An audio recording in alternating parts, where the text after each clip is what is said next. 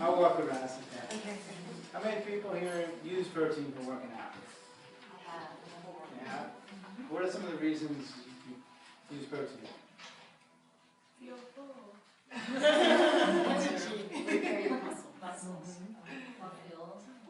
So it certainly does that. It's really big in helping with recovery. And it works well in shakes when you don't have time for breakfast. What kind of protein have you guys used? Whey protein? The major kinds of protein on the market, you have your hybrid proteins, your whey protein, your isolate protein, and your vegetarian proteins.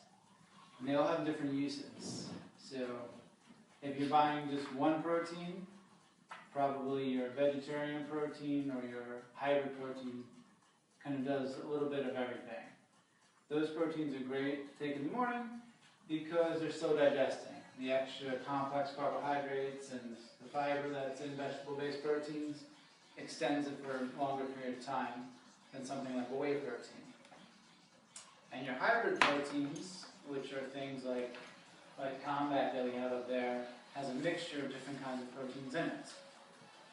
A lot of times when people think about protein as taking it, they think of it like they're all the same. Like sugar is always sugar, right? C6H12O6, that's what glucose is. Protein is all different when you look at it at a molecular level. Every kind of protein you buy has a different structure to it. The more complicated and longer the strands are, the slower your body can metabolize the protein. So one of the very long digesting proteins on the market, which is not on the market too much anymore, is casein. Anybody used casein or heard of casein? Right, it's a milk-based protein. It kind of fell out of popularity in the last 10 years when they did a lot of lab studies and found that it's carcinogenic at high doses. And then people stopped taking it. 10% or more, but still, that's not that high if you're doing supplementation. But that was a really useful protein in that it would take a long time to digest. People would take it when they go to sleep. So your hybrid proteins have different length amino acid chains, so that changes the speed in which your body can absorb protein. The reason why it's important for the timing is you want to raise protein levels while you're working out, right? This way your body has all the protein it needs to rebuild for your workouts. There has been countless studies that show if you take protein after workouts, you get around 15% higher muscle increase than not. If you add it in before, it gets about 20%. And building muscle is what this group's all about, right? Because the more muscle you have, the less fat you're going to have, because the muscle burns calories, raises metabolism. And a lot of people, notably women, might not want to take protein because they think, well, if I eat more calories, I'm going to get fatter, right? It doesn't really work that way. Calories really matter on what kind of calories they are. So things that are high in sugar, things that are high in saturated fats, yeah, those are more likely to increase the amounts of subcutaneous fat you have. Protein, it's a lot more work for your body to turn that into fats than it is for it to use to rebuild muscle, particularly right after you're working out. That's why that's the best time to take it, as well as in the morning. So, what composes a protein? What is the pieces of protein, right? Those are your amino acids. The whole idea of supplementing with branched chain amino acids, anybody heard of BCAAs before? Anybody know any? Can name any of the amino acids? Who said there'd be quizzes on here, right? You guys all took bio, right? You heard about these. Valine, isovaline, leucine, carnitine, right? These are all the things that are on the shelves, the vitamin shop, nobody knows what they do, right? So, how many amino acids are there? Anybody know? There are 20, okay? Anybody heard of them essential amino acids? You know the differences? Your body can catabolize or create 12 of them. 8 of them you need. You have to get them from food or supplements, right? So a lot of your branched chain amino acids give you the essential ones so that you can't make. So if proteins contain amino acids, because that's what proteins are, right? They're bonded amino acids. What do you need to take branched chain amino acids for if they're in protein? Anyone hazard a guess why they make them separately? It's the speed in which you can give it to your body. While you're working out, it's very easy to run out of certain types of amino acids because you use all the ones that you have. If you take protein while you're working out, the time it takes to get that into your bloodstream and into your cells is too long. And so you'll run out, you'll have it after your workout's done, but you won't have it while you're working out. And that's the whole concept of this intra-workout catalyst that they label branching amino acids. Some of the most common ones nowadays that you see in a lot of the products is glutamine, which is another amino acid. That's really effective for recovery. And it decreases recovery time and helps get blood into different cells and things like that. Most amino acids have several properties to them. All of them are helpful. When we talk about protein sources, a lot of times people will mention whether or not things are complete proteins, right? Or incomplete proteins. One of the hottest complete proteins on the market are chia seeds, right? You always hear about chia seeds. Anybody know what's so good about chia seeds? We know what you eat them though, right? Chia seeds are a complete protein, one of the very few vegetable-based complete proteins on the market. They are also very high in omega-3, which is important for balancing fats. They also have ALA, which is a very rare type of omega-3 fatty acid. So, considering they also have almost no sugar in them, they're almost all fiber, it makes for an amazing natural source of protein if you're one of these people who want to try to find all your protein without taking supplements. It's really difficult to do that though. And that's where your timing gets into.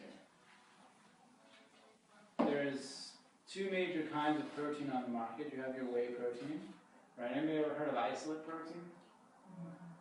If you go to any GNC vitamin shop, you'll see that they sell whey, they sell hybrid, and they sell isolate, right? Isolate is much more expensive. The logic behind isolate is some of them have no carbohydrates, which sounds like a great idea because who wants to have sugar with their protein, right? After a workout. We're going to get to that in a second. But there's market demand for it, so it's on the shelves. Not everything on the shelves is always necessarily the best thing to take. The idea with isolate is it's kind of pre-metabolized for you. And some of the higher end proteins also contain enzymes for you. Because we're all thinking about how fast I can get the blood into my bloodstream. Right? To break down proteins, you have to create enzymes in your body naturally. Some supplements will actually give those enzymes when you take it as part of the protein. So speeding digestion, getting the protein into your system. So I kind of brought up the next topic about how much sugar should you have with protein. When you take sugar, whether it be honey or it be fructose in fruit or milk, which is lactose, right? Or lactose is a sugar. It creates an insulin spike, right? Depending on what your glycemic load is, you have more or less insulin response. Taking protein with no insulin response mitigates your body's ability to absorb it.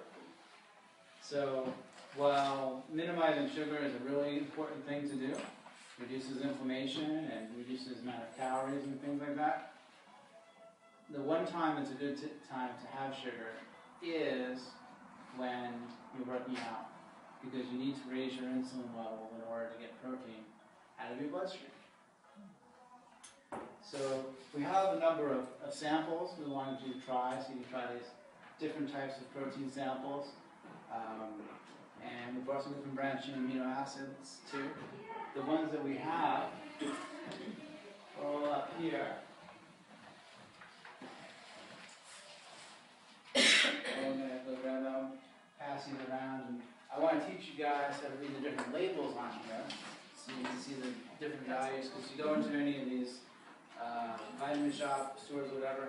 I'm going to go grab our pictures here. Hey Dawn, can you go grab 2 pictures of BCAAs downstairs and back? Yeah, back there.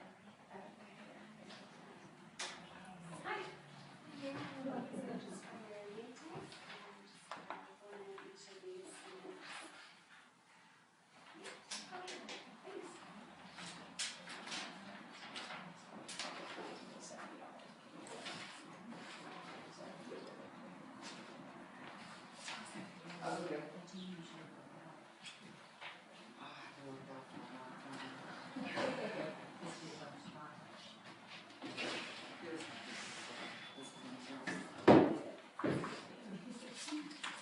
How many people we got here? 1, 2, 3, 4, 5, 6, 15.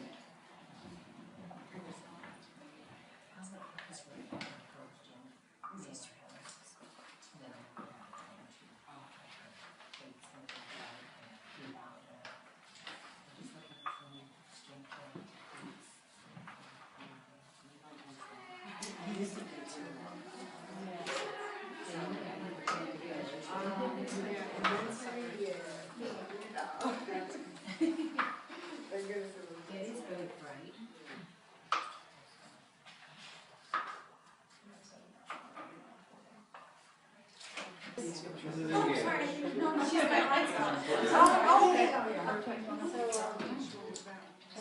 engaged. Yeah, I want to go over that and compare these two versus all the other ones that you can get. So these are just other same ones, just different containers. So these are both. We're going to give you 2 different types. Okay. So all the amino acids on the market, they kind of have different things that are the same and different things that make them separate, right?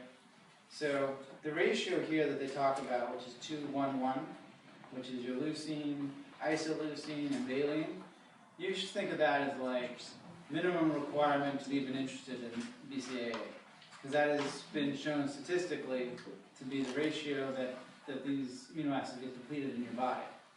Any halfway decent supplement company is going to have this ratio.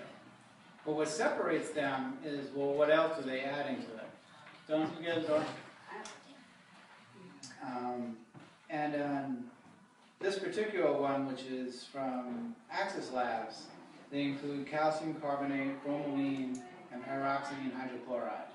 All those things are either the minerals, which is the calcium carbonate, the other 2 are enzymes to help you metabolize the branching amino acids faster. And that's the direction that they took, so you have increased uptake. They also chose to include glutamate. We're just talking here. So this is sweet because you need the glucose to help with the protein absorption after recovery? It's sweet because they add sucralose to it, right? Which is an artificial sweetener. Yeah. Lots of stuff. There's lots of things to consider with artificial sweetener. Sucralose has been lab tested to be safe. There's no harmful effects of it. It behaves much like sugar in terms of sugar is a problem because it raises insulin levels that causes insulinemia. It also stops your liver from breaking down fat. When you eat fatty foods, you gain body fat, right? They add sucralose because it also creates the same insulin spike that sugar does. Your body thinks it's sugar, it responds as if it was sugar, and raises your insulin levels. But there's very little calories in sucralose. It's 5 calories per half teaspoon or so that's in the little ones. So it's around 1/3 of the calories of regular sugar. So that's why they add it. They also use maltodextrin, which is usually added along. That's just another form of sugar, a little less sweet than pure sucralose. I feel like I need a So what would be your optimum if you're looking at sugar? To me, I wouldn't want that because it has sucralose in it, but I don't know. You won't find many branching amino acids. You'll find unsweetened ones that are purely unsweetened. They taste god-awful, unless you put something like fruit in them. You could put stevia in it too, sure. You could use agave, same thing. The unsweetened ones, there aren't too many on the market, and they typically will have just the branching amino acids. There isn't enough demand for a variety of different ones. So, and because you're kind of using them while you're working out to kind of force people to have multiple things in there, it's just not selling well, so you won't find too many available. To compare, in terms of the amount to take, a lot of them do have this 5,000 grams total. You need, if you're around a 110-pound woman or so, this is a serving that you would want. If you're bigger than that, you would just multiply by your body weight. So for a lot of people, that might be a scoop and a half. For a lot of guys, it's 2 scoops or 2.5 scoops. So now that we went through this, well, now we have another brand, right? What's the difference between Extend, which is just another brand of branching amino acids, and Engage? This company chooses to include citrulline malate in their blends. And citrulline malate is another amino acid, and it helps with endurance and maintaining neural connections and reducing cramps. So that's a great thing to have, and you can try this one. This is one of the best-selling amino acids on the market because it tastes really good and has a lot of amino acids in it.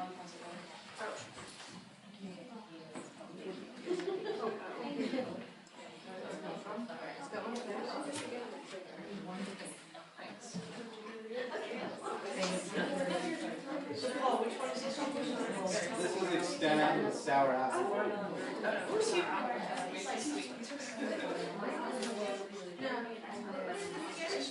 That's Extend sour apple.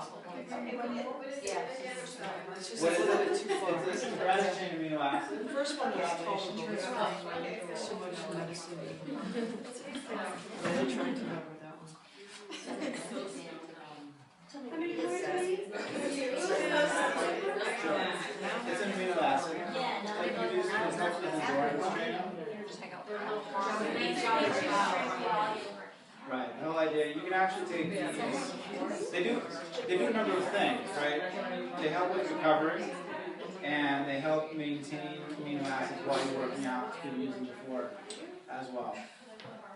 But really the biggest timing for this is while you're working out. So you put it in your water or whatever while you're working out. And it helps with if you're doing a really hard workout, you'll be able to, get some extra reps in. And it also will reduce the amount of soreness from the same workout, which for me is the biggest thing. I really don't like being sore. I like to work out hard, get results. I don't need to be sore. And it encourages you to drink your water while you're working out, and it tastes good. So what's the best timing to take things like this? Because I take a protein meal replacement shake. I normally do it after my workout. So what do you recommend for? I wouldn't use a meal replacement protein shake after. Those are really designed to be used as a meal replacement. I mean, because they have a mixture of slow, fast digesting protein as well as carbohydrates, so it's balanced. It's really good for breakfast, for example, or if you can't eat lunch properly because you're traveling or on the road or whatever, that's great. I'm going to give out some different samples. Dawn, can we do the Warrior Run protein? Yeah. You want to do either 100% whey protein afterwards, or you'd want to do an isolate protein, which is just the pre-metabolized protein. Otherwise, it's going to take too long. But your recovery window, right, and the protein window, the ideal time is 30 minutes after your workout or earlier. And after that, the results you get slope down very quickly. After 2 hours, and that's uptake into your bloodstream, you've already missed your window.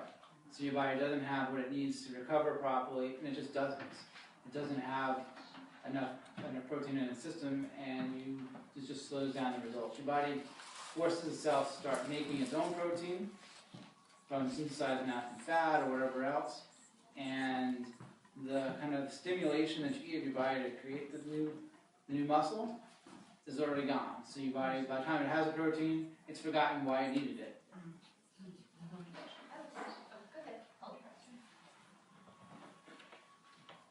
I'm not sure how I want to answer this, but when should we start doing these? Because are they necessary is it necessary to start drinking protein supplements while you're starting the program? Well, it's not necessary. Okay. No supplements are necessary unless your diet has missing things in it. Such as, if you're vegetarian, it's really difficult to get enough protein. And if you have food allergies and things like that. But if you're eating a balanced diet, supplements are supplementary. That's where the name comes from. So why use them then? Well, your results from working out, provided that the supplements are matched well to your nutrition program, will basically make your workouts more effective. You'll build endurance faster, you'll build muscle faster, you'll lose weight faster if you're using weight loss supplements. As long as they're geared correctly, it just increases the speed in which you can improve.